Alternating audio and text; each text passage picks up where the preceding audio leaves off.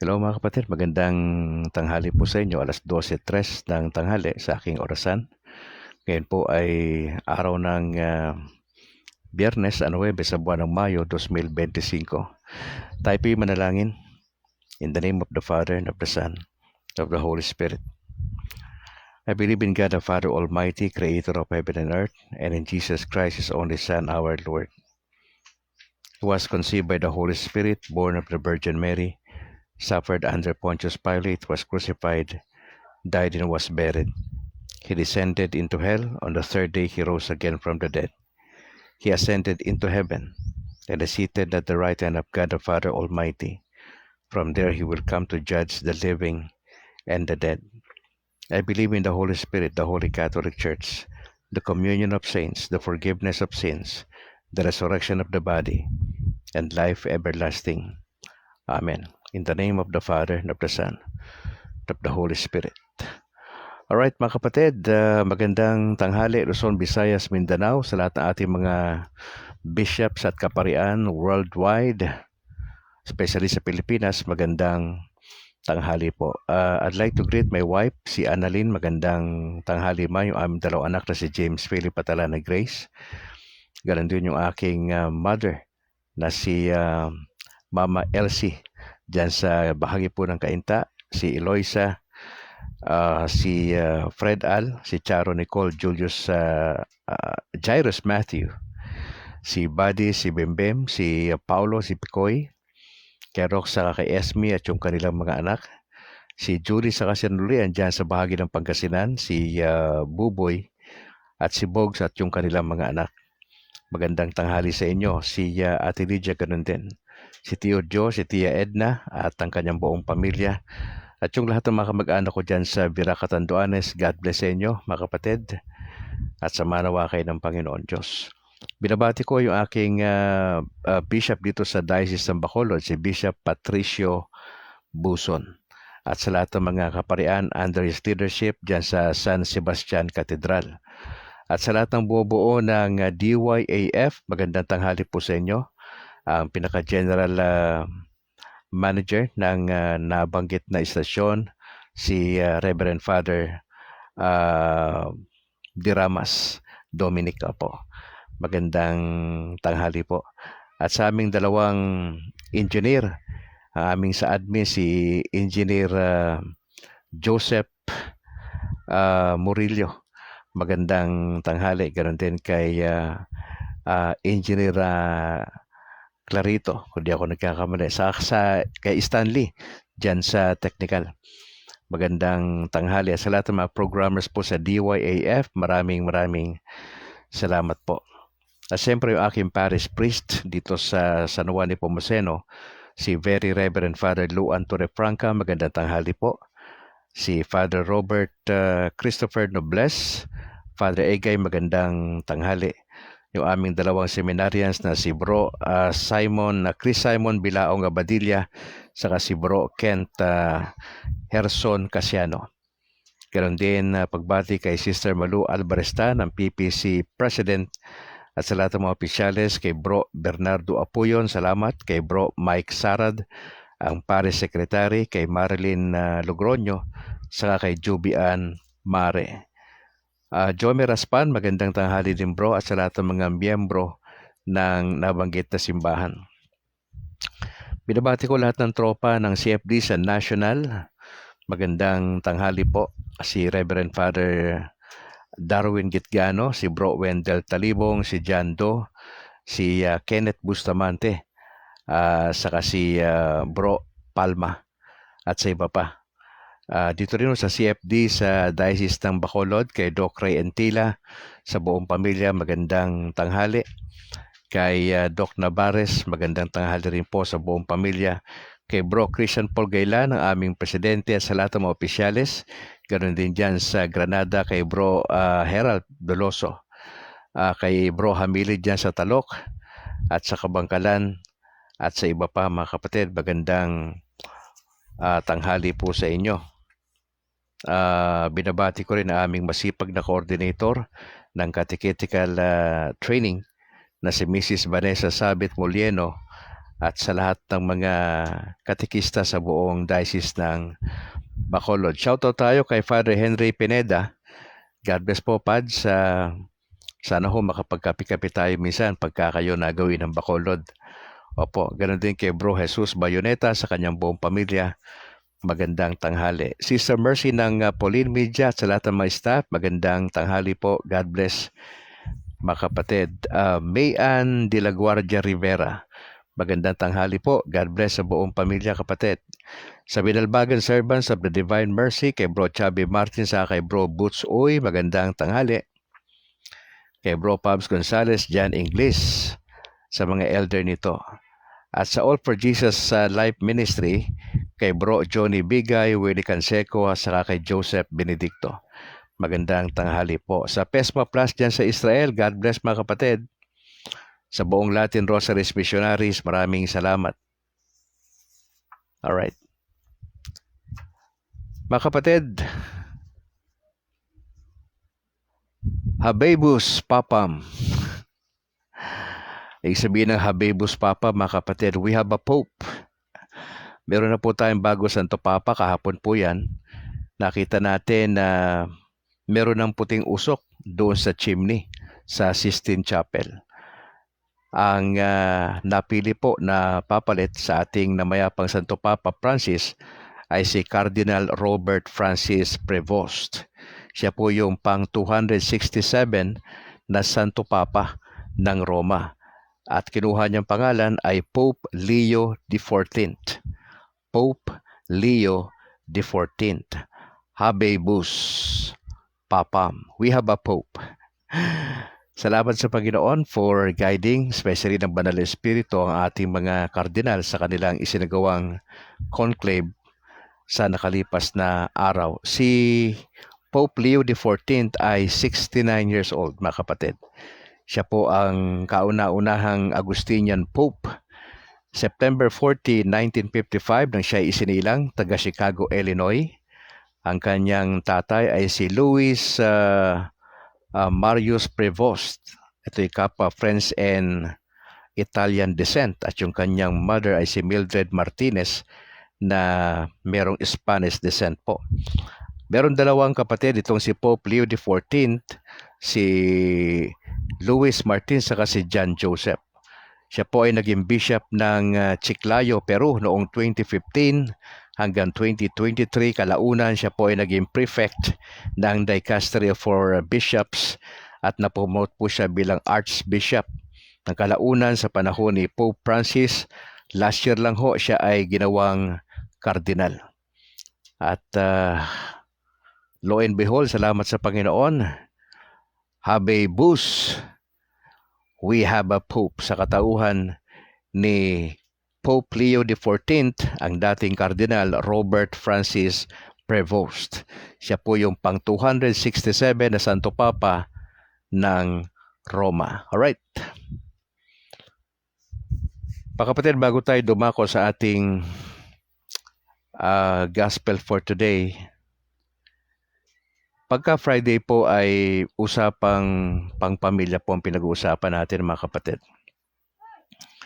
Alam po ba ninyo ang kinakaharap na challenges itong 21st century? Mendoza Dani, magandang tanghali. According po sa pag-aaral, ay paano ho babalansehin ang trabaho sa kayong family life? Tapos yung paano i-manage yung financial pressures. Kasama rin po dyan yung navigating technological advancements at paano mag-adapt sa nagbabagong sistema sa pamayanan. So, bigyan ko lang kayo ng parang 3 lang, no? Kasi medyo marami ho ito. Ayon po sa pag-aaral ay ang ilan po sa mga specific challenges o hamon sa pamilya, saan mang kontinente yan, especially sa ating bansa, mga kapatid, paano ibalanse yung trabaho, yung work-life balance. Kasi pag may trabaho po kasi sa panahon natin, hindi na uso yung isa lang may trabaho eh. Kadalasan yung parehas na couple may trabaho. Paano ibabalanse yung career at yung kanilang responsibility sa bilang tatay, bilang nanay. Lalo na, di ba, pag pare sila nagtatrabaho. For sure, hindi pwedeng sabay yung trabaho. Siguro yung isa, sabihin natin call center yung nanay. Ang pasok madaling araw, siguro 5 a.m., parang 5 to 5. Tapos yung lalaki, sabihin mo na, gwardiya. So magkaiba yung oras, pero minsan pag natatapat na pareha silang busy, so ang hirap kung may anak sila. Maski na isa lang. Malaki ang tsansa yung nagbabantay ng bata, either kamag-anak o nanay ng lalaki o babae. Pero ganun pa rin yun eh, may problema pa rin. Paano ibabalanse? Minsan may trabaho na even Saturday, Sunday, ay meron pa rin. Kaya ang isa sa mga challenges ng pamilya, kung paano ibalanse yung trabaho pag nandun na sa bahay. Di ba? Ako, asawa ko, teacher eh. Ang teacher, yung trabaho, hindi lang dun sa school eh. Nauuwi yun sa bahay eh.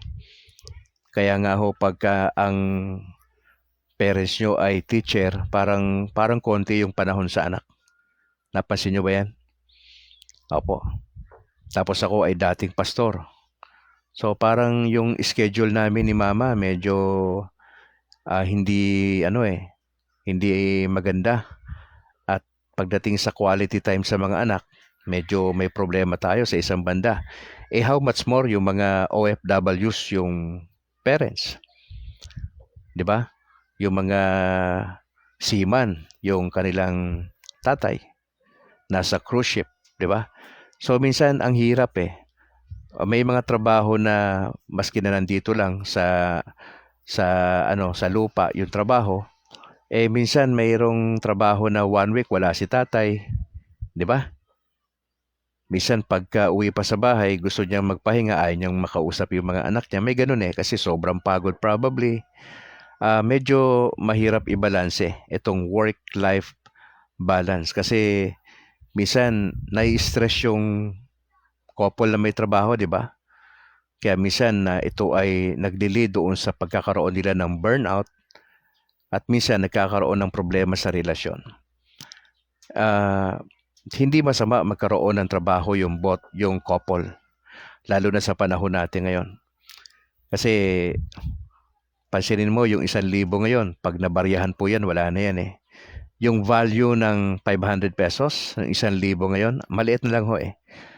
Unlike 10 years ago. Okay, may value pa yon yung 500. Pero ngayon, sa panahon natin, medyo mahirap. Pangalawa, yung financial strain Minsan yung the cost of raising children, pagka, halimbawa kami, 7 kami. Ang hirap pag marami kang anak sa panahon natin. Sa panahon ko, 1970, 7 kami, panganay ako eh. Ang hirap yung panahon na yun eh, pag maraming anak. Kasi sa kultura natin, may paniwala na pagka marami daw anak, maski na mahirap, pagpapala po yun. Hindi In reality sumpa yun sa isang banda eh. Bakit sumpa? Hindi naman kayo lahat makapag-aral. Bakit problema yun? Kasi hindi naman nabigay lahat ng needs ninyo. Now, sino may problema sa isang banda? Yung perspective ng magulang. Pangalawa, yung nakaugalian. Yung mga maling paniniwala noon na akala ng parents natin, dahil sinabi ng lola nila, pwede sa panahon na ito. Lalo na sa panahon natin ngayon, 2025. Kaya yung mga wala sa lugar na nag-aasawa, biglaan, nabubuntis, etc. Laking problema niyan. Pag hindi prepared talaga sa pag-aasawa, ang laking problema niyan. Lalo na yung nabuntis lang, high school, di ba? O ikaw na magulang, paano mo i-handle yung ganyang sitwasyon? Dati na kayong kinakapos sa bayarin, di ba? Sa kuryente, maraming bills kinsinas katapusan, di ba? Yung bills natin, andyan yan, reality yan. Pag gumagamit ka ng aircon, naku naman, sa panahon natin ngayon, kami gumagamit kami rito ng aircon para kay misis kasi nagkasakit nga si mama. Dati-dati 2,000 lang yung binabayaran namin monthly. Ngayon nag-4,000 na mahigit Opo. Etong financial strain na 'to, nangyayari po talaga ito. Kung marami anak mo, 'pag na-ospital yang sabay-sabay, saan mo kukunin? Kung wala po tayong savings, 'di ba? Napakahirap sa atin 'yan. Magkano yung budget sa isang araw lang sa pagkain? Magkano? Kukuwentahin mo 'yan. 'Pag kumikita ka lang ng 10,000 sa isang buwan at meron kang 7 anak, sabay-sabay yan nag-aaral, kulang po 'yan, eh. Kami ho, 4, 'no, may 2 kaming anak. Yung aking panganay ay grade 12 na sa June sa pasukan. Grade 11 naman yung bunso ko. Yung malilit pa yan, okay pa, eh. Magkano budget nito sa pag-aaral nila? Yung last school year lang ho, yung panganay ko, ang budget namin sa kanya, 150 yan per day. High school yan, grade 11 yung panganay ko. Tapos 120 yung aking bunso. Ngayon sa pasukan, magkano na to? Baka 175 na yung panganay ko kasi tumataas po taon-taon yan, eh. So mag-a-adjust ka. Paano yung ano pa yan, gastusin sa school ng mga, 'di ba? Yung panganay ko parang sa kukiri yung kanyang kinuha, eh. May mga alamutan yan, eh. Paano yun? 'Di ba? Minsan, doon isipin mo na lang doon, tapos yung pagkain. Kami, tipid na kami sa isang araw ang budget, 500. Yung sa 500 na yan, may bigas na yan, merienda, ulam, umaga saka sa gabi. Kasi dito, brunch na, eh. Alam mo yon, umaga tanghali, sabay, eh. 500, 4 kami sa panahon nga natin ngayon sa isang araw. Tipid na ho yan. Tipid na yan. Oo. Mas pinapakain ko yung mga anak ko, eh.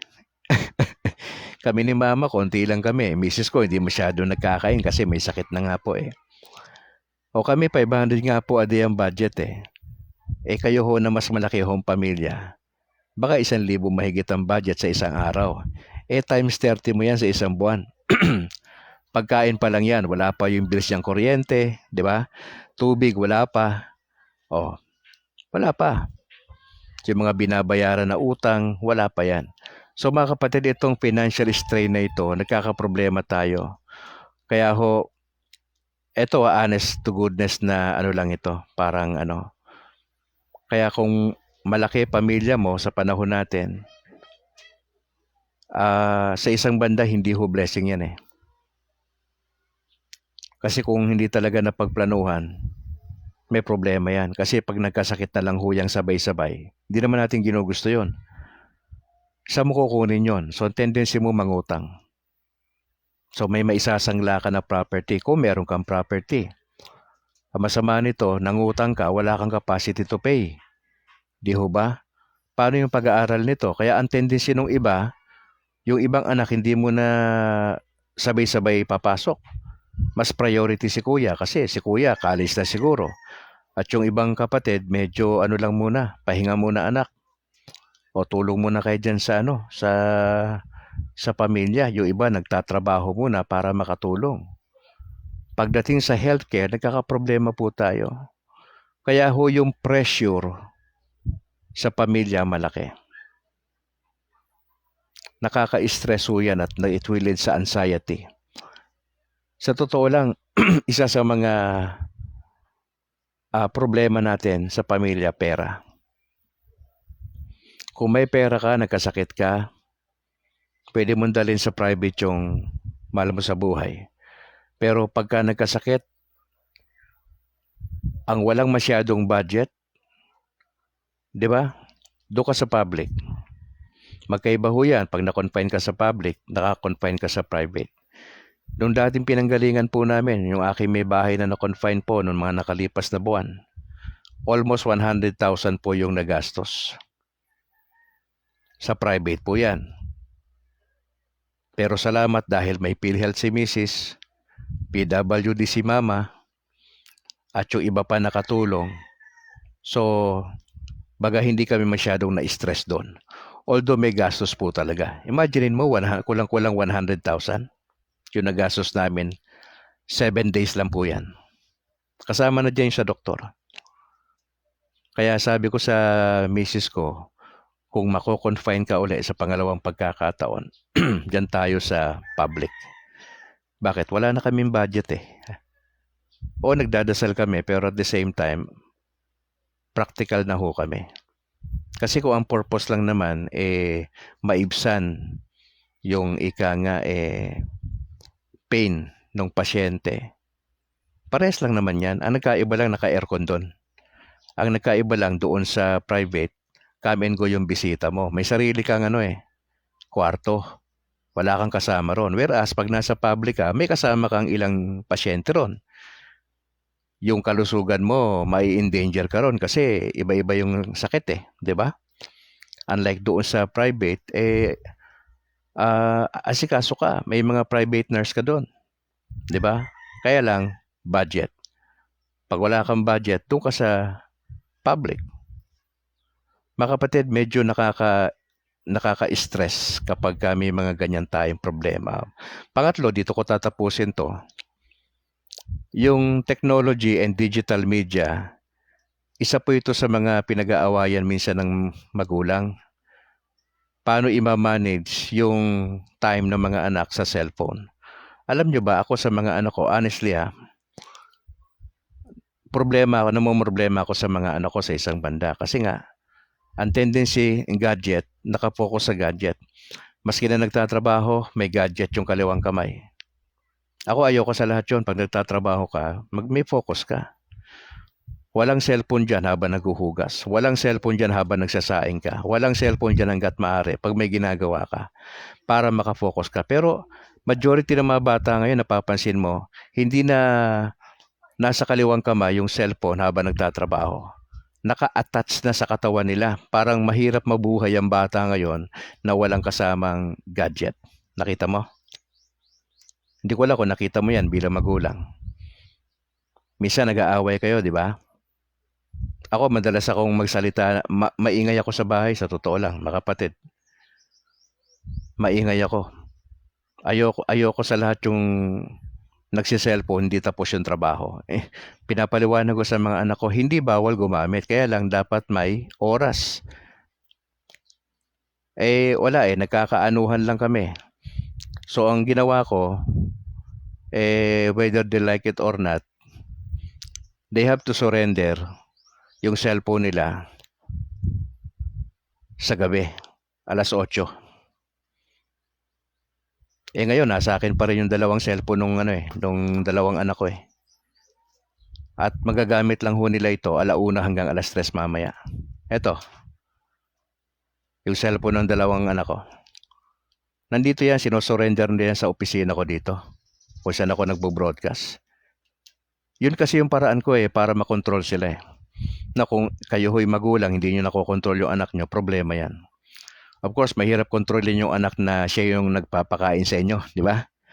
Kung may mga trabaho na yan, mahirap kontrolin yun. Wala ka na ron Pag hindi ka na dapat magkokontrol doon Sila pa yung bumubuhay sa inyo bilang magulang Di ba? May hiya ka sa isang banda. Kasi sila nagpipinance Ang sinasabi ko, yung mga nakatira pa sa bahay po natin na minor de edad. Pero pag yan ay tapos na sa kolehiyo, may trabaho yan, siya yung nagbibigay ng budget sa isang buwan, hindi natin pwedeng kontrolin yon. Kasi may sarili ng buhay yon. Kahiyaan na lang yun sa atin bilang parents. Baka sila pa yung nag-aabot sa'yo ng budget monthly, di ba? Ang sinasabi kong kontrolin natin, yung mga nasa pa natin. Okay? Yung mga hindi pa tapos sa pag-aaral. Yun yung sinasabi kong kontrolin natin. Of course, pagka malalaki na yan, may mga trabaho na yan, hindi naman natin kailangan gawin yun, lalo na kung married na yun sila. Hindi na control ang pinag-uusapan doon. Kung napalaki natin sila ng maayos, lalabas naman yan sa kanilang mga pag-uugali. Pero yung technology and digital media, mga kapatid, ito isa sa mga pinagtatalunan ng mga parents. May mga cyberbullying, di ba, mga kapatid? May mga online harassment. Anong gagawin mo dyan? Kaya nga yung education nagsisimula sa bahay, hindi sa paaralan. Now, kung tayo po ay magulang na hindi mulat sa pwedeng magawa ng gadget sa mga anak natin, hindi tayo aware, alaki ng problema natin. The mere fact na, di ba marami na lumalabas sa mga video na mga bata pa, mga elementary students na-addict sa gadget. Kaya yung aking mga anak, dinidiscourage ko po yan sa ML. Ang sabi ko sa panganay ko, bigyan kita hanggang June ha. June dapat wala na yan. Pag hindi ka sumunod, hindi ka makakagamit ng cellphone. Ganun lang. Kailangan may kumantay sa mga anak natin at dapat sumunod sila sa sistema natin. Ngayon, paano susunod sa'yo kung ikaw mismo addict ka sa ML? O paprangkahin kita, magulang ka, addict ka sa ML, wala kang karapatan na sabihan yung anak mo na tumigil sa ML kasi ikaw mismo addict ka eh. O, sige nga, anong values mo na sabihan yung anak mo ng maayos, ikaw mismo addict ka? Ako diretso ako magsalita. Kasi hindi ako nag-ML, brad sis, hindi ako nag-ML. I'm just wasting my time. Madalas ako nagbabasa, nag-aaral. Doon ko ini-invest yung utak ko. Napapagod ako sa pagbabasa, sa pag-aaral, sa research. Hindi ako napapagod dahil doon sa kaka-ML ko. Walang kwenta yan. Nakakasira ng utak yan eh. Sa totoo lang, marami ng pag-aaral po dyan. Ngayon, kung kayo po yung mga magulang, kayo po ay babad dyan. Now, shame on you sa isang banda. Tapos ikaw ay meron ka pang sa simbahan. Busy ka sa simbahan pero sarili mong hindi mo mapigil yung sarili mo. Wala rin tayong karapatang magpatigil sa mga mahal natin sa buhay. Pag once ikaw ay addict dyan sa ML na yan, brad, sis, paprangkahin kita. Wala kang values na may tuturo sa anak mo kasi hindi ka magandang ehemplo. Dinidiscourage ko yan, maski na kayo ay seminarista pa, kung kayo ay pare pa na nag-ML kayo nang wala kayo sa lugar, nakaka-addict yan eh. Alam ko yung galawan ng ML eh. Oo, nakita ko yan eh. Oo, nakita ko yan. Walang magandang idudulot yan sa atin. Imagine mo pag na-addict po kayo dyan, mahirap nyo turuan yung anak nyo. Ha, mga kapatid? Medyo pag-aralan po natin yan kasi nakakabahala po yan. Yan po yung tatlo lang, yung work-life balance, financial strain, tas yung technology and digital media. Alright, dako na po tayo sa ating gospel for today. Malaki pong tulong nito sa atin.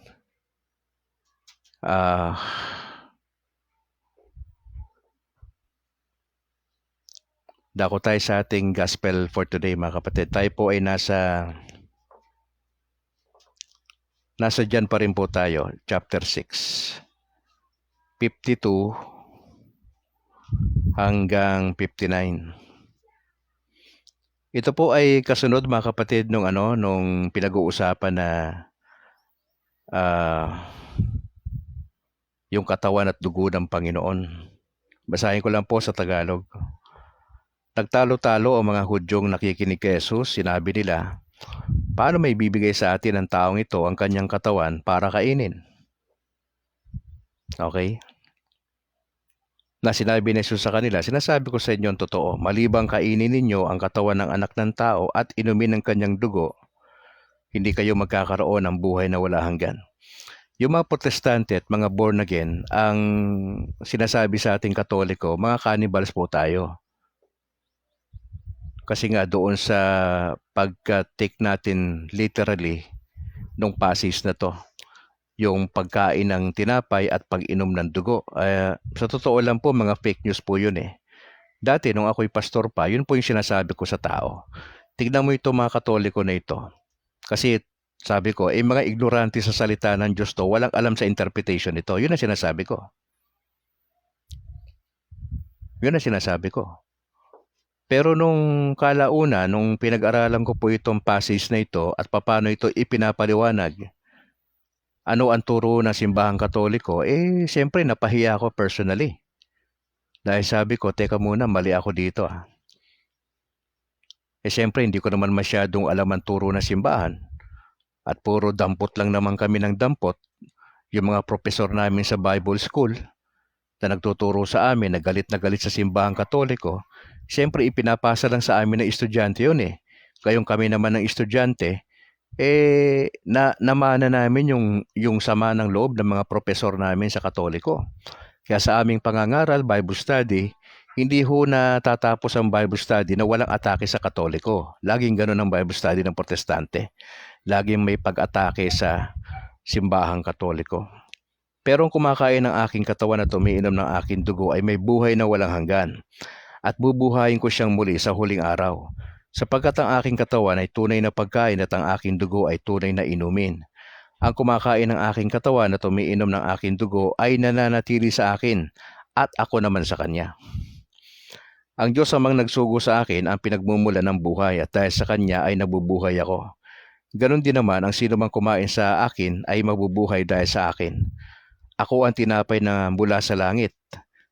Hindi ito tulad ng mana na kinain ng inyong mga ninuno dahil namatay pa rin sila kahit kumain sila noon.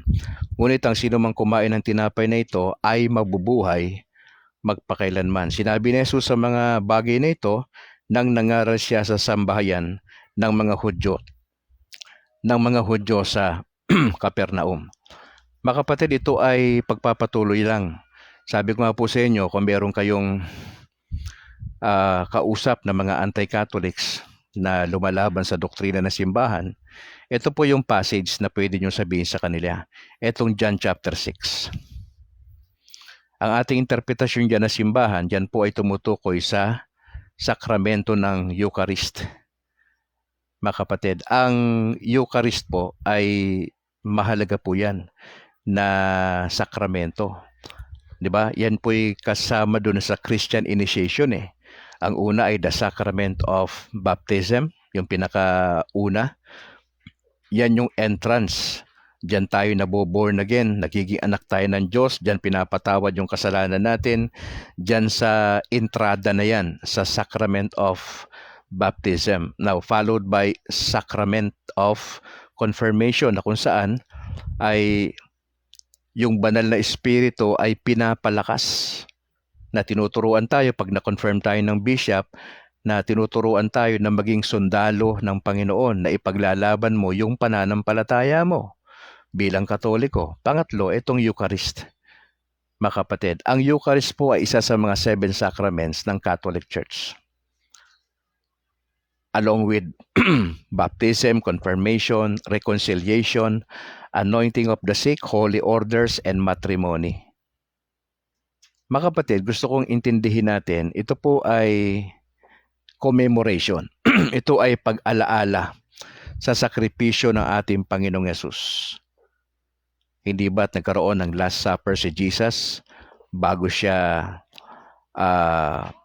mag-sacrifice, bago siya pahirapan, bago siya ibenta ni Judas Iscariot ng 30 silver, mga kapatid, at itatwa ni Simon Peter ng 3 beses. And eventually, siya po ay hinatulan ni Pilato na mamatay at mapako sa krus ng Kalbaryo. Now, hindi lang ito sacrament, hindi lang ito commemoration. Pangatlo, ito yung real presence, mga kapatid. Every time na tayo ay dumadalo sa misa, paulit-ulit ko po sinasabi sa inyo, every time na dumadalo tayo sa misa, etong liturgy of the word at ang Eucharist.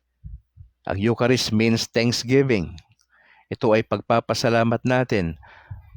Pero yung tunay na laban dito, it is actually the real presence of the Lord Jesus Christ. Yun po yung paniniwala natin bilang Katoliko, turo na simbahan. Na every time na ito ay na-consecrate na ng pare, matapos doon sa podium, nangaral siya ron ng homily, di ba't papanik siya ron sa altar para isagawa itong Eucharist na ito? At kapag ka itinaas na ng pare yan at na-consecrate niya na yan, mga kapatid, it becomes the real body and the blood of the Lord Jesus Christ na ang tawag natin dyan na technical term ay transubstantiation. Transubstantiation, mga kapatid, the real presence ng ating Panginoon. Kaya pag namimiss mo yung pagdalo sa misa, you are missing the very presence of the Lord Jesus Christ. Kasi hindi mo pwedeng makuha yan doon pag nasa bahay ka lang dumadalo sa misa eh. Hindi ka makapag-partake ng Holy Communion.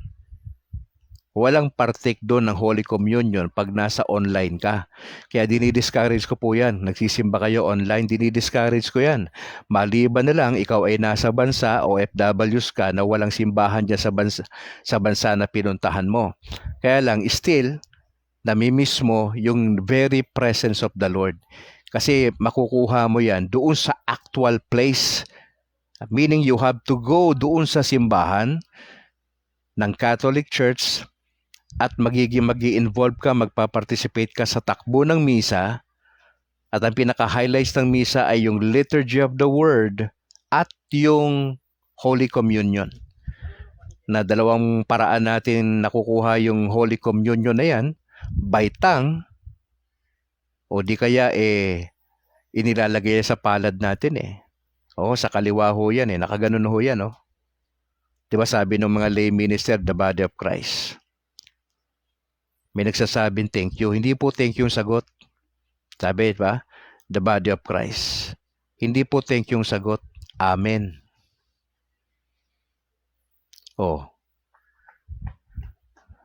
Pwedeng baitang po yan. Lalabas mo yung dila mo. Pag nilabas mo yan, alam na gagawin ng lay minister niyan.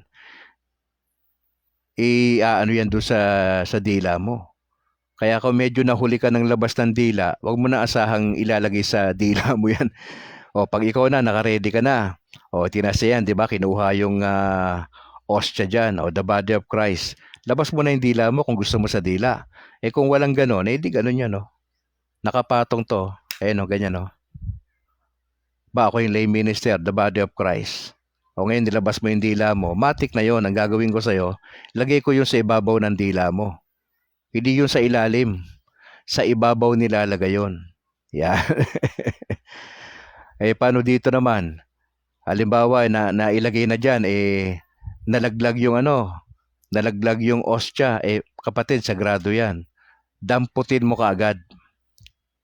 Damputin mo kaagad yun. Seconds lang naman yan nalaglag yan buti sana kung gumulong yan ng 1 metro. Maski na pag gumulong ng 1 metro yan, nang hindi lang siya matatapakan, pwede pa yan.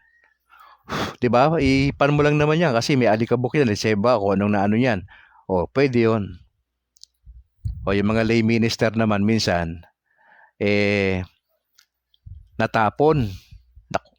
Hindi talaga pwede. Sagrado po yan. Katawan ng Panginoon Diyos yan Kaya nga yung mga lay minister natin, dapat mag-iingat po kayo pag isinasagawa nyo yan. Pag isinasagawa nyo yung pagkukomunyon. Yan.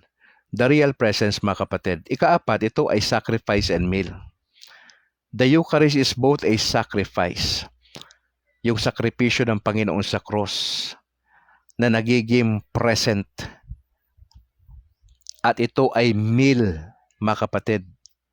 Kasi ito ay nagbabahagi tayo ng katawan at dugo, bagamat hindi ho tayo nagpapartake nung iniinom ng pare. Napansin nyo ba? Ano binibigay sa lay people, 'di ba? Body of Christ Pero yung yung blood, ito nasa pare lang ho 'yon, mga kapatid. Sacrifice and meal. Kaya nga ini-encourage tayo bago tayo dumalo ng misa, at least 1 oras ho tayo. Huwag tayong kumain muna. Pag kumain po kayo, pagkatapos na ng misa.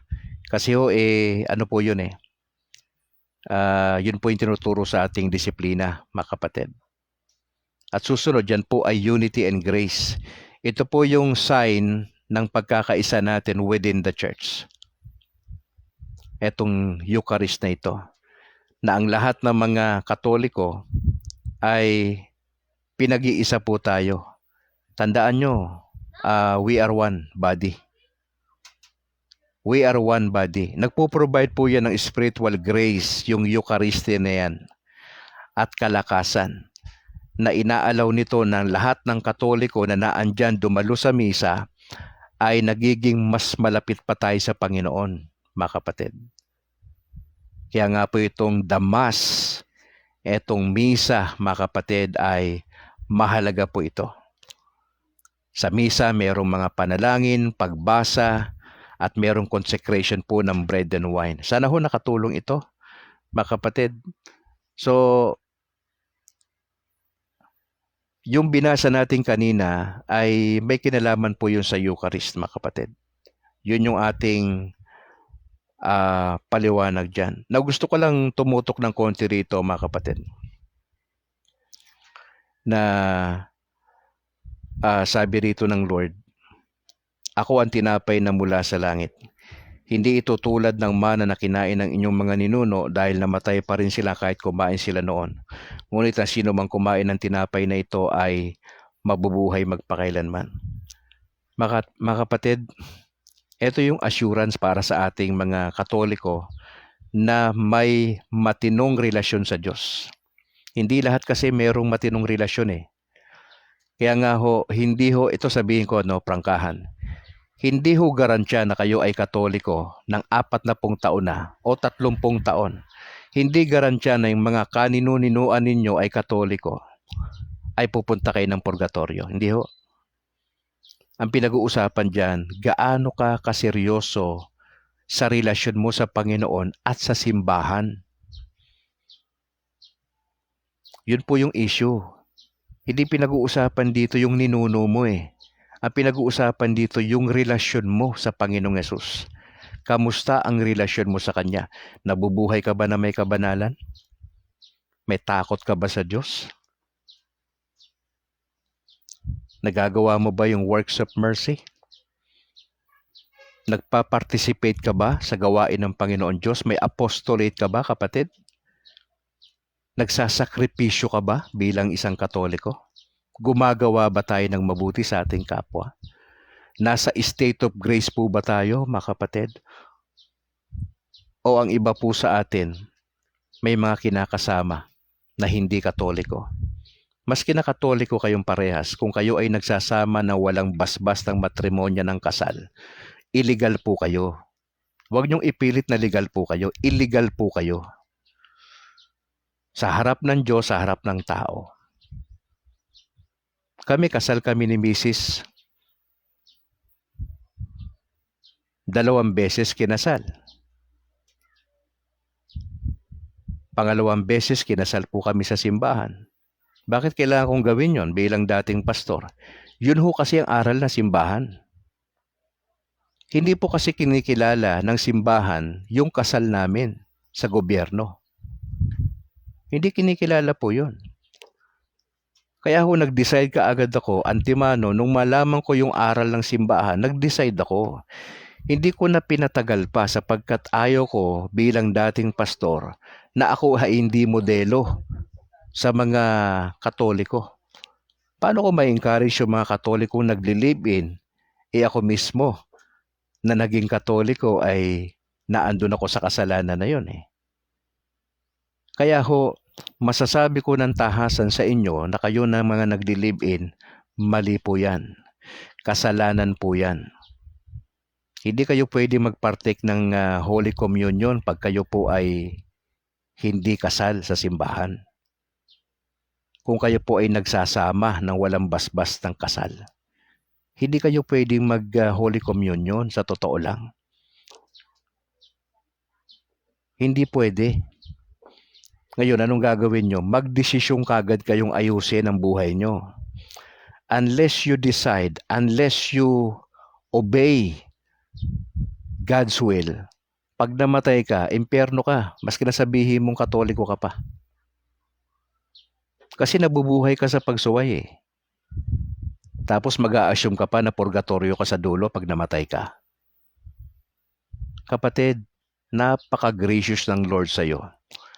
Kaya lang inabuso mo yung pagpapala niya sa'yo eh. Inabuso mo yung grasya ng Lord sa'yo eh. O, paano ngayon niya kung tuldo ka ng Diyos yung buhay mo mamaya? May magagawa ka? Hindi ka pwede magmalaki maski na may pera ka. Hindi ka pwede magmalaki maski na marami ka na invest sa ibang bansa pa. Pag tinuldo ka ng Diyos ang buhay mo, wala kang magagawa. Pag kumatok ang kamatayan sa iyo, walang nire-respeto yan.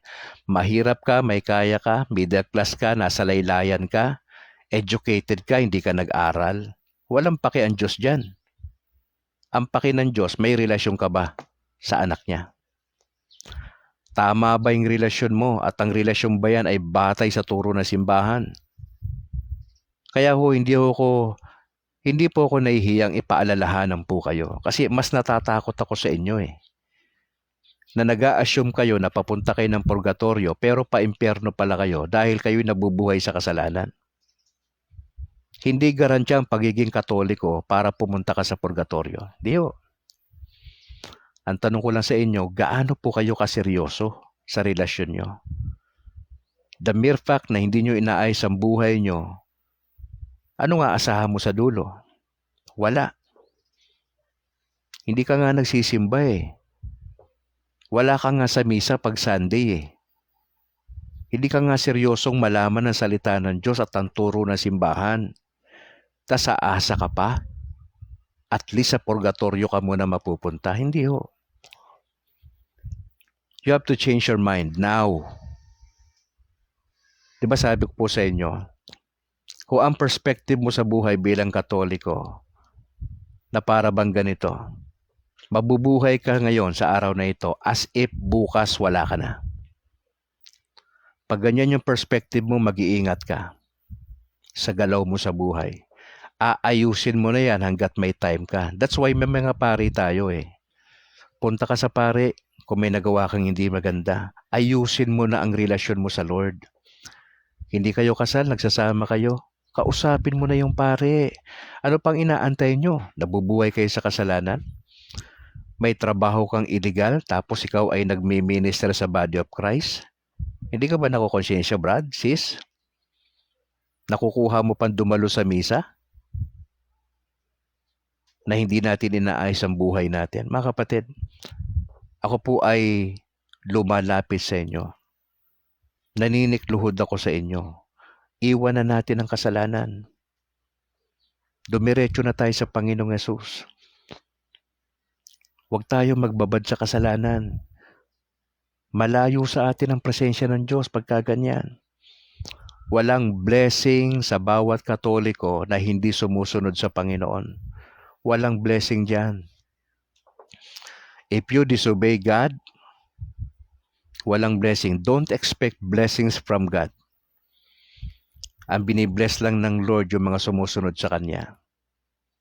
Of course, hindi ibig sabihin may blessing, wala ng problema. Ang problema lagi, hindi ho yan nawawala.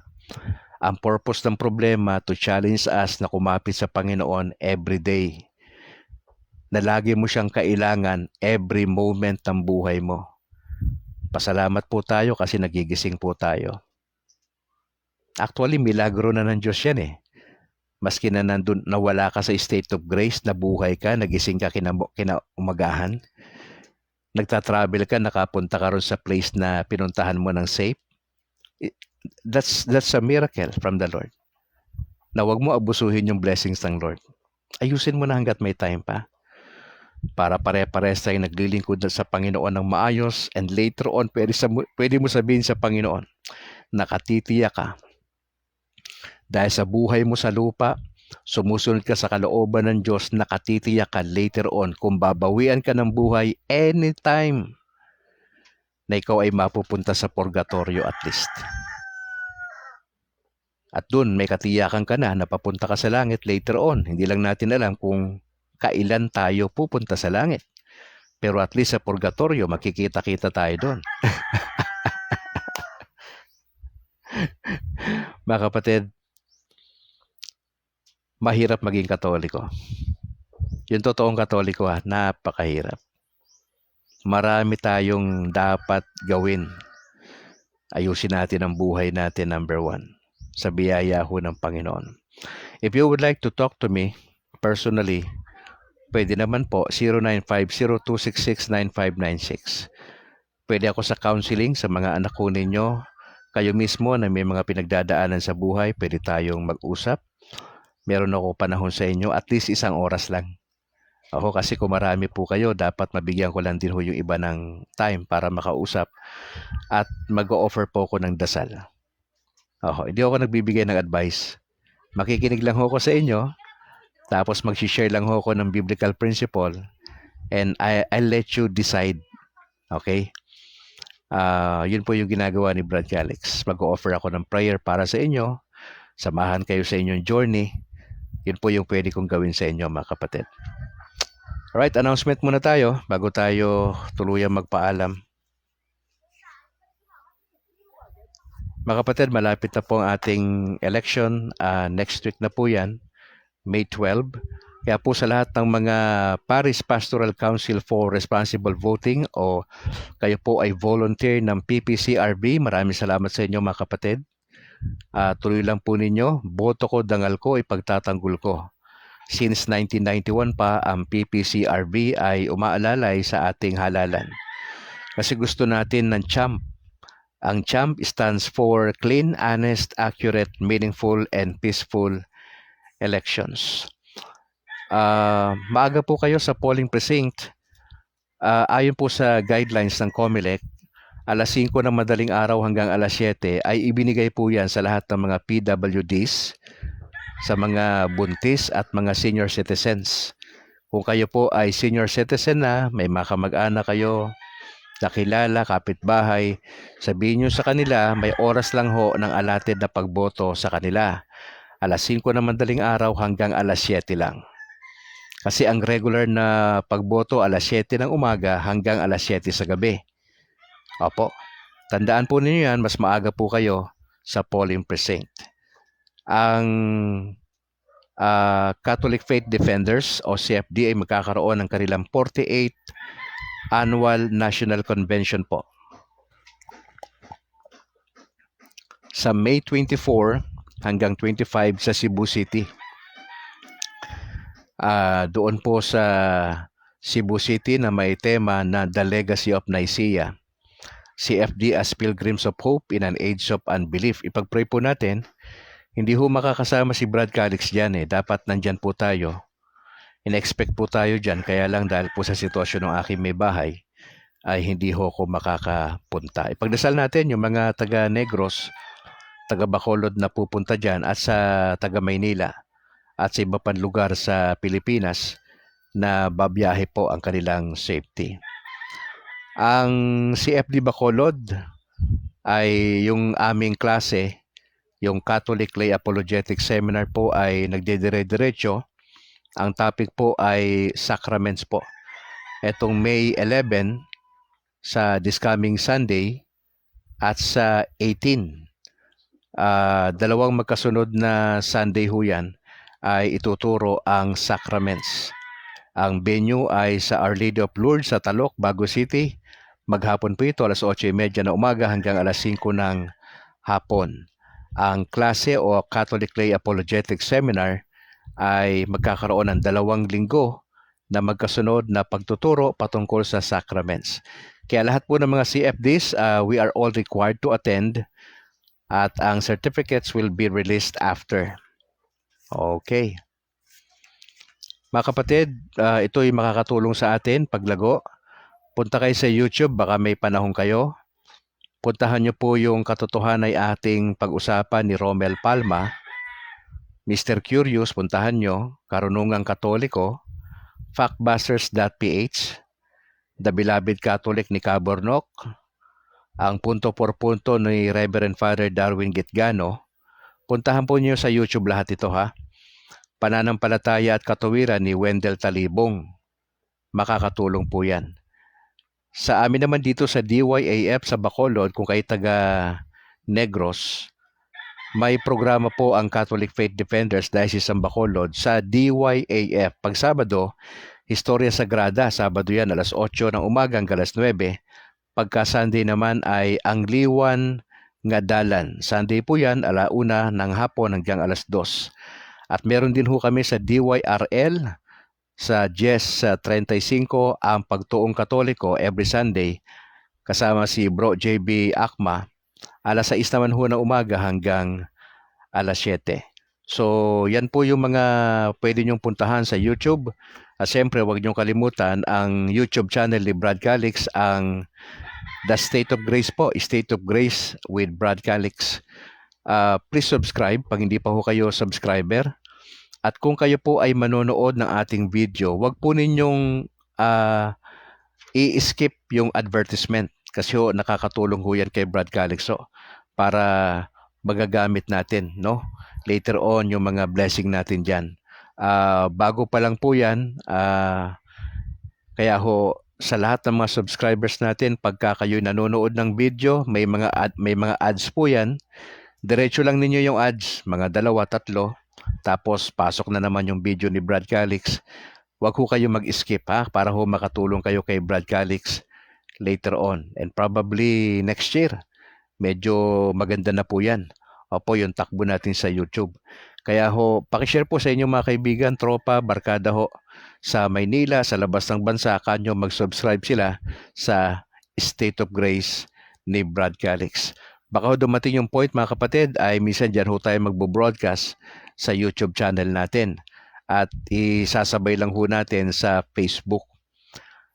Pag-pray din ho ninyo kasi may plano ho kami ni Apple na gumawa ng podcast na dalawa ho kami ng partner ni Apple. Kilala nyo si Apple, di ba? Pagka umaga, hindi na ho natin siya nakakasama kasi ho yung schedule ni Brad Calix medyo nagbabago gawa nung sitwasyon ng may bahay ko.